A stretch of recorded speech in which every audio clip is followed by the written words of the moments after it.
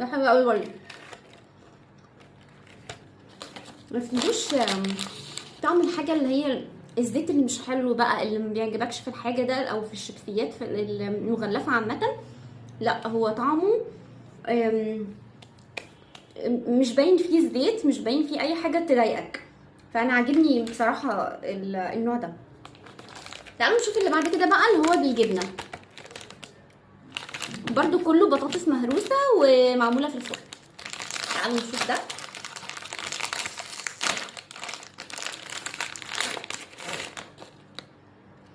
ما فيهوش ريحه ظاهره قوي، يعني ريحته ضعيفه شويه.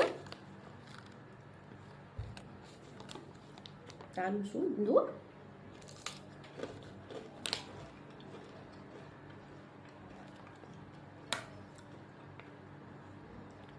استنى كده.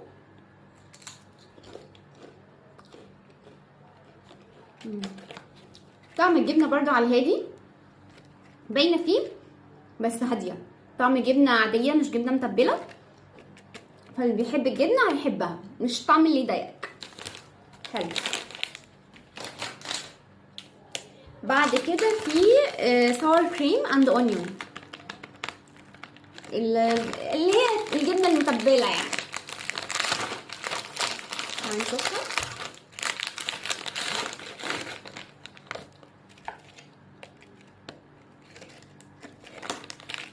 تعالوا ندوق.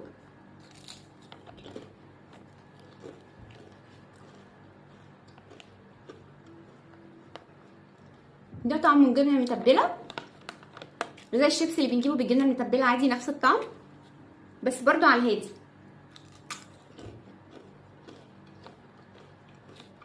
حلوه.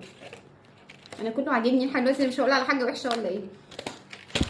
تعالوا نشوف اللي بعده، وده انا مقلقه منه الحقيقه. ده بقى هاني باربيكيو، باربيكيو عسل. انا مش متخيله بالعسل ده بصراحه هيبقى ايه. هل هيبقى مسكر زياده؟ مش عارفه، هنشوف. بصوا حتى راسمين عليه عسل.